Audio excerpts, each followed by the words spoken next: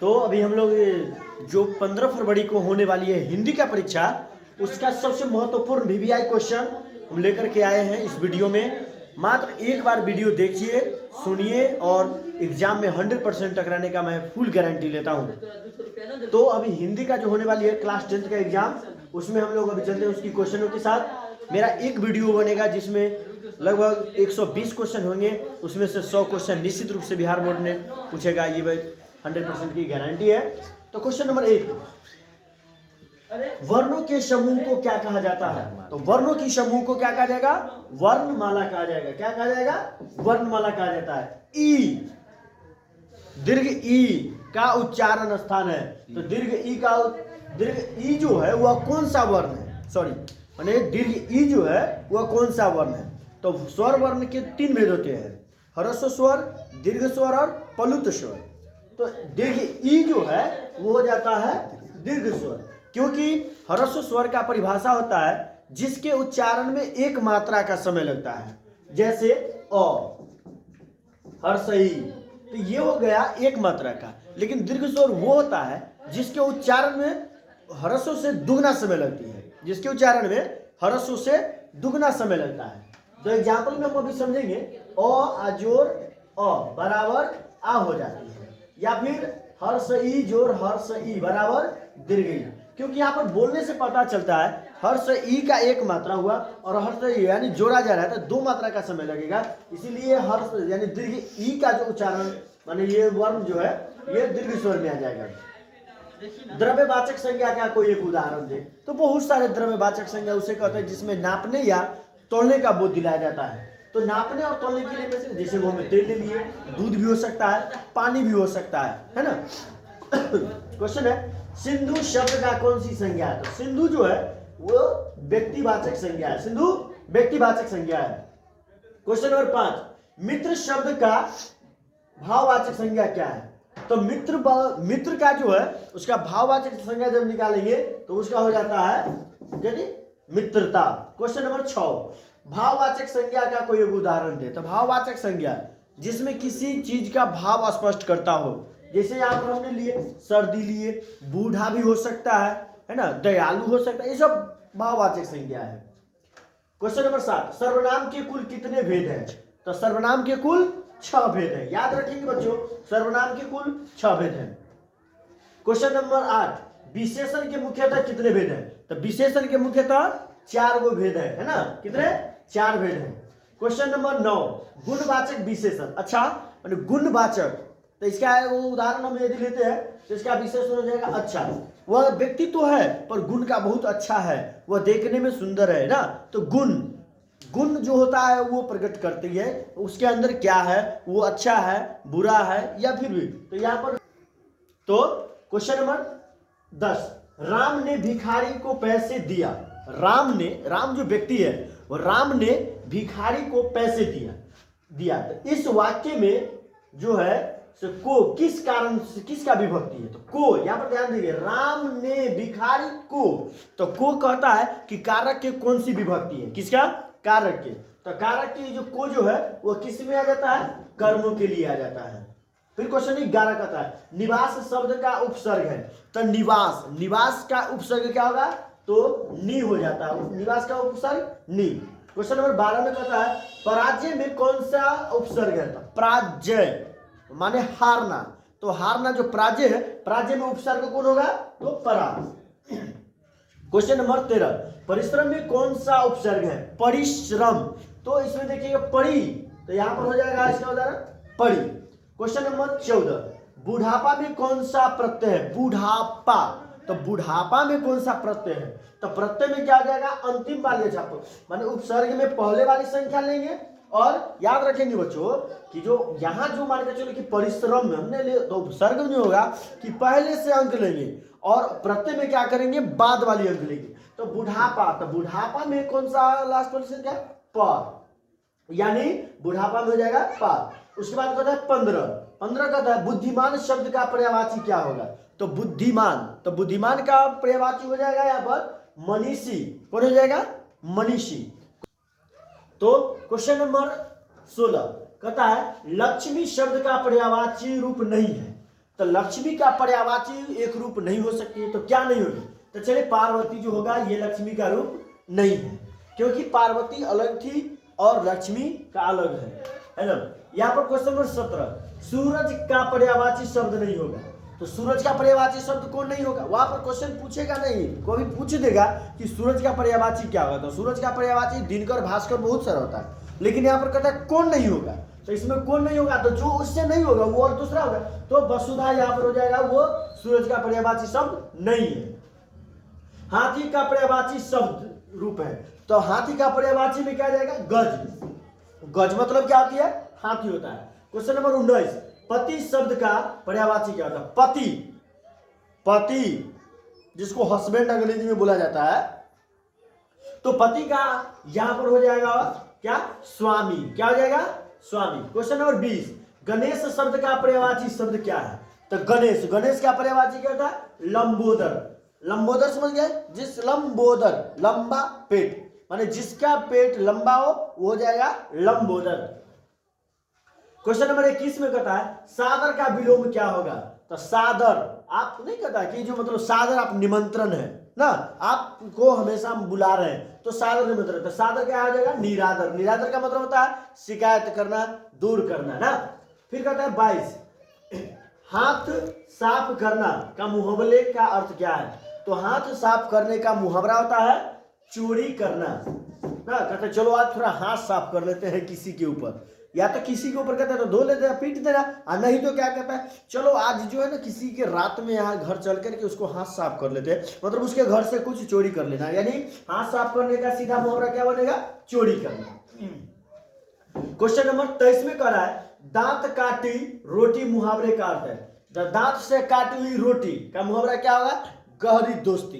माने हमारे और तुम्हारे बीच तो है दोस्ती, लेकिन बहुत गहरी दोस्ती है, हम दोस्ती के लिए कुछ भी कर सकते हैं, है ना।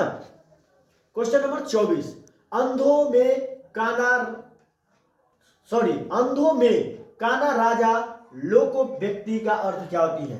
तो यहां पर इसका अर्थ जो होता है थोड़ी लंबी अर्थ हो जाता है, मूर्खों में कुछ पढ़ा लिखा व्यक्ति। इसे मानो बहुत सारा व्यक्ति है, कहते ना अनहरा देश में कन्हा राजा, है ना। तो उसी तरह से यहाँ पर कहा जा रहा है कि पूजा जिस क्षेत्र में जिस लोग में क्या था कि पूरे मूर्ख ही हो, उसमें एक आध को यदि पढ़ लिया वो बात इस क्या हो जाती है? पढ़ा लिखा। क्वेश्चन नंबर 25 कहता है व्यायाम का सही संधि विच्छेद क्या होगा? व्यायाम का संधि विच्छेद जो है ना, ये हो जाएगा बी जोड़ आयाम, आयाम, बी जोड़ आयाम। स्वर संधि का एक कोई उदाहरण दे देना है, तो स्वर संधि का उदाहरण जो है बहुत सारा है, लेकिन हमने यहाँ पर क्या दिया? बधुत शब्द। क्या है? बधुत शब्द। क्वेश्चन नंबर 27, संधि के भेद हैं। तो संधि के कितने भेद हैं? तो संधि के मुख्यतः वो 3 भेद हैं। संधि के 3 भेद हैं, स्वर संधि, व्यंजन संधि और विसर्ग संधि। याद कर लेंगे संधि के कितने भेद हैं? 3 भेद हैं, स्वर संधि, व्यंजन संधि और विसर्ग संधि। फिर क्वेश्चन नंबर 28 कहता है नारायण का सही संधि क्या होगा? नारायण का संधि क्या होगा?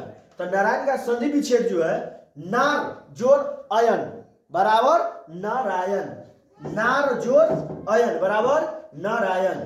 गणेश कहता है गजेंद्र, गजेंद्र का संधि विच्छेद क्या होगा? तो गजेंद्र का संधि विच्छेद जो है गज जोड़ इंद्र होता है। याद कर लेंगे गजेंद्र का संधि विच्छेद गज जोड़ इंद्र। गज मतलब हाथी या इंद्र, जो हाथी है वो इंद्र का है, तो वो हाथी इंद्र का है, वो क्या कहलाएगा? गजेंद्र कहलाएगा, है ना। गणेश का संधि विच्छेद क्या होगा? था गणेश है ना, सूर वाले बाबा, तो सूर वाले बाबा का संधि विच्छेद हो जाएगा, संधि विच्छेद में आ जाएंगे गणेश का गण जोड़ ईश बराबर गणेश। सूर्योदय का संधि विच्छेद, तो सूर्य जोड़ उदय बराबर सूर्योदय। तो क्वेश्चन नंबर 32 में आता है देवेंद्र का संधि विच्छेद क्या होगा? तो देवेंद्र का संधि विच्छेद मालूम हो जाता है देव जोड़ इंद्र बराबर देवेंद्र हो जाता है। क्वेश्चन नंबर कहता है 33 नयन का संधि विच्छेद क्या होगा? तो नयन का हो जाएगा ने जोड़ अन बराबर नयन। फिर क्वेश्चन नंबर 34 कहता है मनोरथ का संधि विच्छेद क्या है? तो मना जोड़ रथ बराबर मनोरथ। जन्म और मरण में कौन सा समास है? तो जन्म और मरण, तो जो जन्म लिया है वो मरवे करेगा, है ना। तो जन्म और मरण में जो संधि होगा ये द्वंद्व है। क्या है? द्वंद्व। द्वंद्व समास क्या है कोई एगो उदाहरण, तो द्वंद्व समास का एक उदाहरण दिन और रात हो जाएगा, है ना।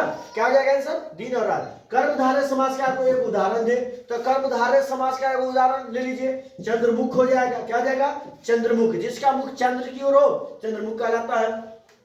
राधा और कृष्ण कौन सा समास है, तो राधा और कृष्ण यानी दो व्यक्ति का जखनीय चर्चा होगा, दो चीजों की जखनीय चर्चा होगा, दो वस्तुओं की जखनीय चर्चा होगा, सीधा और समझ आए कि वो द्वंद्व है। क्या है, द्वंद्व। सभापति का स्त्रीलिंग रूप क्या होगा, तो सभापति को स्त्रीलिंग में क्या होगा, सभानेत्री। क्या आ जाएगा, सभानेत्री। क्वेश्चन नंबर 40 का हो रहा है, विवाह शब्द है, तो विवाह शब्द जो है वो क्या है, स्त्रीलिंग है या पुल्लिंग है, तो विवाह जो है वो पुल्लिंग शब्द आ जाता है।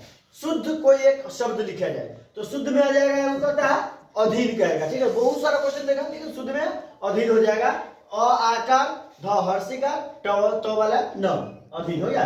भूतकाल के कितने प्रकार होते हैं, तो भूतकाल के क्या भेद है, 6 गो कुल भेद है। कहता है राम खाता होगा, वह कौन सी काल है, राम खाता होगा, याद कीजिए राम खाता होगा, हम वहां पे नहीं है, राम खाता होगा मतलब सीधा और सीधा जो है संदिग्ध वर्तमान काल में जाता है। किस में चल जाता है, संदिग्ध वर्तमान काल में। क्वेश्चन नंबर 44 में कहता है जाति प्रथा सर्व विभाजन के साथ साथ किसका रूप लिया हुआ है, तो सर्व विभाजन जाति प्रथा, याद कर लीजिए कि सर्व विभाजन जाति प्रथा डॉक्टर भीमराव अंबेडकर द्वारा। बाबू एक चीज जान लो कि हम इस वीडियो में एक और काम करेंगे कि तुमको ऑब्जेक्टिव के साथ साथ सब्जेक्टिव क्वेश्चन भी हम गेस कर देंगे, है ना। और वो सब्जेक्टिव क्वेश्चन तुम सुन लो और उसका जवाब तुम देख लो, और कोशिश करेंगे कि हम सब्जेक्टिव का भी पूर्ण रूप से हम जवाब तुमको दे देंगे। और इस जवाब को सुनने के बाद तुमको 100% हम कहते हैं कि ऑब्जेक्टिव के साथ साथ सब्जेक्टिव भी तुम जो गेस करेंगे वो तुमको 100% बिहार बोर्ड पूछेगा। यदि नहीं पूछा तो तुम मुझे अपनी लाइक और कमेंट के साथ तुम हमको करना कि सर आप जो मतलब गच्छे कि 100% पूछेगा, वो नहीं पूछा। आप यदि नहीं पूछे तो हमको कमेंट करके जरूर बताइए, है ना। ये मेरी वादा है कि 100% पूछेगा मतलब पूछेगा, क्योंकि बिहार बोर्ड द्वारा पूछे जाने वाले हर एक क्वेश्चन को हमने कई वर्षों से पढ़ाते आए हुए, और उसकी एक एक क्वेश्चन हमें अनुभव है कि बिहार बोर्ड कहां से क्वेश्चन सेट करती है और किस तरह की सेट करती है ना। क्योंकि आज से नहीं 2012 से हमने ये मान के चले कि पढ़ाने की काम और बोर्ड में बच्चों के पढ़ाने की काम कर रहे हैं। तो अभी हमने ऑनलाइन के माध्यम से पूरे बिहार के बच्चों के साथ साथ पूरे भारत के बच्चे को बता रहे हैं कि यदि किसी भी तरह का एग्जाम हो तो आप हमें संपर्क करें, क्योंकि बीपीएससी का भी हम मार्च से शुरू कर रहे हैं क्लास, ठीक है। तो हम यहाँ पर आते हैं क्वेश्चन नंबर 43 की ओर। कहता है राम खाता होगा, ये भी तो हम बता दिए। फिर कहता है 44 नंबर जाति प्रथा पर हम आते हैं। जाति प्रथा जानते हैं कि बाबा साहब भीमराव अंबेडकर यानी डॉक्टर भीमराव अंबेडकर द्वारा जाति प्रथा पर प्रथम चैप्टर में ही लिखा गया था गद्य खंड के कि जाति प्रथा सर्व विभाजन। जाति प्रथा के लिए बहुत सारा खतरनाक की बात उन्होंने लिखे हैं। तो यहाँ पर हमने चलिए आगे सब्जेक्टिव भी इनका क्लियर करेंगे। कहता जाति प्रथा सर्व विभाजन के साथ साथ किसका रूप लिया था, ये सार्वत्रिक विभाजन हो गया है। लोगों को काम काजों के लिए सिर्फ बंटवारा हुआ था, लेकिन यहाँ पर लोग भेदभाव कर रहे हैं, ये फली जाति है तो ये दूसरी जाति है, ये सब बात नहीं होनी चाहिए। पर यहाँ पर जो है ये एक सार्वत्रिक रूप का धारण कर लिया है।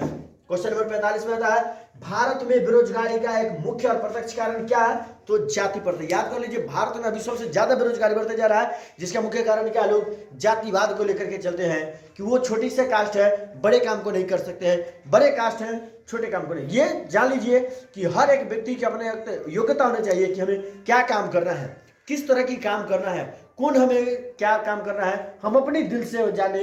अब मान के चलिए हम अपनी जाति प्रथा के अनुसार से काम करते हैं तो सिर्फ और सिर्फ बेरोजगार ही बढ़ेगा। लेकिन इसलिए कहा गया है कि भारत में बेरोजगार के सबसे मुख्य कारण क्या है, तो वो है जाति प्रथा। क्वेश्चन नंबर 46 में कहता है भीमराव अंबेडकर का जन्म किस परिवार में हुआ था। याद कर लीजिए कि भीमराव अंबेडकर का जन्म एक दलित परिवार में हुआ था, एक छोटे से परिवार में हुआ था, दलित एक छोटे से परिवार में इनका जन्म हुआ था, हरिजन परिवार में हुआ था, जिसे दलित परिवार कहा जाता है। क्वेश्चन नंबर 47 में कहता है डॉक्टर भीमराव अंबेडकर का जन्म कब हुआ था, तो याद कर लो बाबू 100% कि डॉक्टर भीमराव अंबेडकर का जन्म जो है सो हमने पिछले वीडियो में बता दिए थे। पूरे लेखक का जीवनी उनसे लिखी संबंधित जो लेख लिखे हैं कि क्या लिखे हैं वो बताते, उनका जन्म और मरण सब बता दिए थे। तो यहाँ पर डॉक्टर भीमराव अंबेडकर को जन्म हुआ था 14 अप्रैल 1891 ईस्वी में हुआ था। तो अभी हम लोग क्वेश्चन नंबर चलते हैं 48 की ओर। 48 में कह रहा है डॉक्टर भीमराव अंबेडकर का जन्म कब हुआ? तो डॉक्टर भीमराव अंबेडकर का जन्म कहाँ हुआ? तो ये आप लोग को पता है कि डॉक्टर भीमराव अंबेडकर का जन्म महू मध्य प्रदेश में हुआ था। कहाँ? मध्य प्रदेश के महू, एक पंचायत एक गाँव है, वहां पर उनका जन्म हुआ था, महू मध्य प्रदेश में। क्वेश्चन नंबर 49 में करा, भारत में जाति प्रथा का मुख्य कारण क्या है? तो भारत में मुख्य, यहाँ तो आ गया सीधा, ये बेरोजगारी होता है ना। बेरोजगारी के कारण भारत में जाति प्रथा की सबसे बड़ी बात चल रही है। फिर क्वेश्चन है 50 में, सेन साहब खोखा को क्या बनाना चाहते थे? याद कर लीजिए कि खोखा जो था, खोखा का जो इसे बनाने के लिए सेन साहब ने खोखा को क्या बनाना चाहते थे? इंजीनियर बनाना चाहते थे, क्योंकि वो बचपन से ही इतना ना बराबर बदमाश था कि इधर उधर का काम बहुत ज्यादा नुकसान का काम करता था, इसलिए उसको उनका दिलचस्पी था कि ये इंजीनियर बने तो बेहतर होगा। क्वेश्चन नंबर 51 में कह रहा है, सेन साहब की नई मोटर कार कितने की थी? तो सेन साहब की जो नई काला कार जो था, कार रंग क्या था? काली कार, इतनी चमक थी कि उसमें हम अपना चेहरा आसानी से देख सकते थे। वो कितने की था? 7,500 की। कितना? 7,500 की।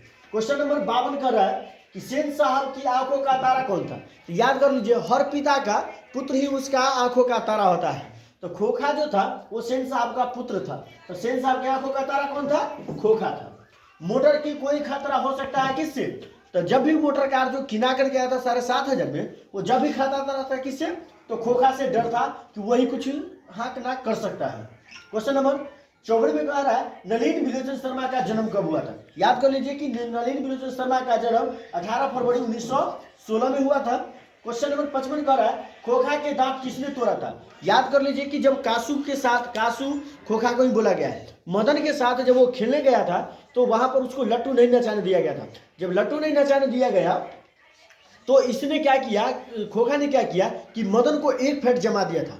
उतना ही में क्या किया कि वो उसे पटक करके और धूल में उसे घसीट करके इतना मार मारा कि उसको 2 दांत तोड़ दिया था। तो खोखा को दांत किसने तोड़ा था? मदन ने। याद कर लीजिएगा, खोखा का दांत किसने तोड़ा? मदन ने। क्वेश्चन नंबर 56 में करा, 20 के दांत कहानी की रचयिता कौन है? तो 20 के दांत के जो कहानीकार है वो कहानीकार कौन है? तो नलिन विलोचन शर्मा जी। याद कर लीजिए कि क्वेश्चन नंबर 57 में कह रहा है, सीमा, रजनी, आलो, शोफालो, आरती, यानी 5 लड़की का नाम है। याद कर लीजिएगा फिर, सीमा, रजनी, आलो, शोफालो, आरती, ये पांचों किसकी बहन थी? तो ये किसकी बहन थी? सेन साहब की बेटी थी। सेन साहब के पत्नी को मेम साहब कहा जाता था, तो सेन साहब की बेटी थी। तो ये पांचों किसकी बहन थी? तो सेन साहब का बेटा कौन था? खोखा। तो खोखा की यह बहन थी, यानी 5 लड़की कौन थी? खोखा की बहन थी। क्वेश्चन नंबर 58 कहता है कि 20 के दांत का पाठ की विद्या है, तो ये क्या है? कौन सा है कहानी? तो ये कहानीकार है, ये कहानी है। क्वेश्चन नंबर 59 में करा है, मदन के लिए क्या खाना मामूली सी बात था? तो उसके लिए मार खाना प्रत्येक दिन का मामूली सी बात था, उसमें कोई टेंशन की बात नहीं थी, इसीलिए इसमें मदन को मार खाना मामूली सी बात थी प्रत्येक दिन का। क्वेश्चन नंबर 60 कह रहा है, भारत से हम क्या सीखे? तो आखिर भारत से हम क्या सीखे, ये क्या है? तो यह एक प्रकार का भाषण है। क्या भाषण है? क्वेश्चन नंबर 61 में कह रहा है, मैक्स मूलर के अनुसार सच्चे भारत का दर्शन क्या होता है? तो मैक्स मूलर जो थे उनके अनुसार यदि कहा जाए तो सच्चे भारत का दर्शन क्या होता है? तो ये ग्रामीण भारत में, गांव में, भारत की गांव में। क्वेश्चन नंबर यहां पर आ जाता है 62, कहता है निवंश विद्या का संबंध किससे है? तो निवंश विद्या का संबंध किससे है? मानव जिज्ञासा से। किससे है? मानव जिज्ञासा से। क्वेश्चन नंबर 63 में कहता है, मैक्स मूलर का जन्म कब हुआ था? तो याद कर लीजिए कि मैक्स मूलर का जन्म 1823 ईस्वी को हुआ था। फिर क्वेश्चन कर रहा है 64, हजारी प्रसाद द्विवेदी का जन्म कब हुआ था? तो याद कर लीजिए कि हजारी प्रसाद द्विवेदी का जन्म 1907 में हुआ था। यह जो है से मतलब नाखून क्यों बढ़ता है, इसका ये लेखक है ना।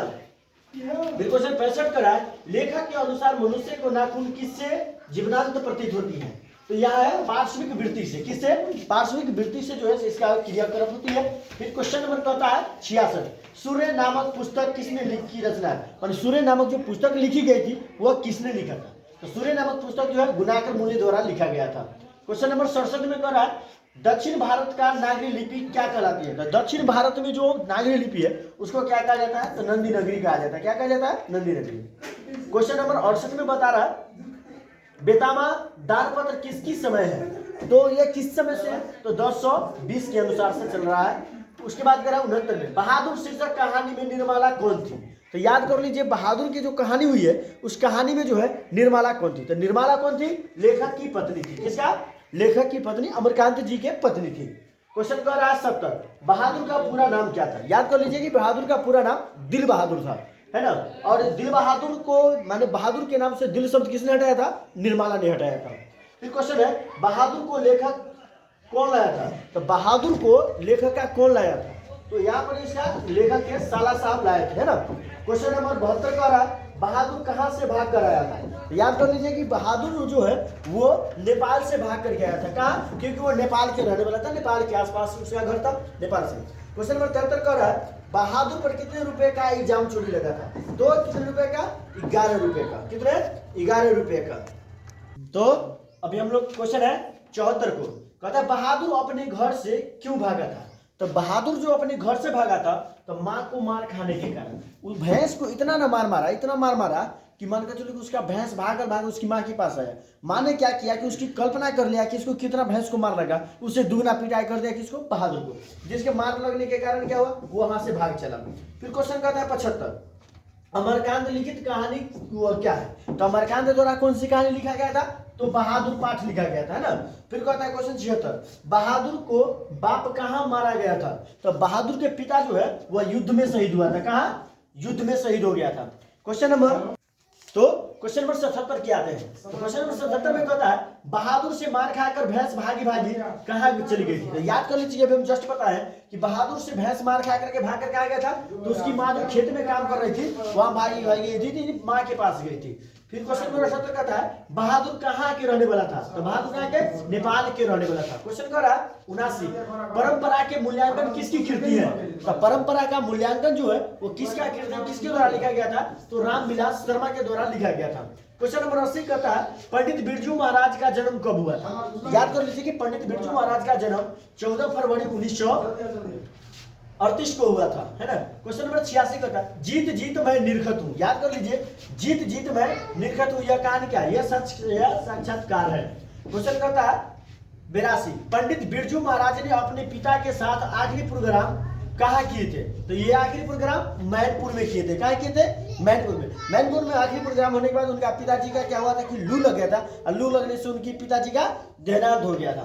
क्वेश्चन नंबर 83 कहता है बिरजू महाराज के किस घराने में वंशज था? याद कर लीजिए वो किस घराने से गुजरते थे? तो लखनऊ के घराने, यानी लखनऊ में उनका जन्म हुआ था। लखनऊ में उनका पिताजी 22 वर्षों से रहा करते थे। क्वेश्चन नंबर 84 का था बिरजू महाराज का संगीत नाटक एकेडमी अवार्ड कब प्राप्त हुआ था? तो उनको 27 साल की उम्र में जो है प्रथम पुरस्कार कोलकाता में मिला था। याद कर लीजिएगा, कोलकाता में मिला था।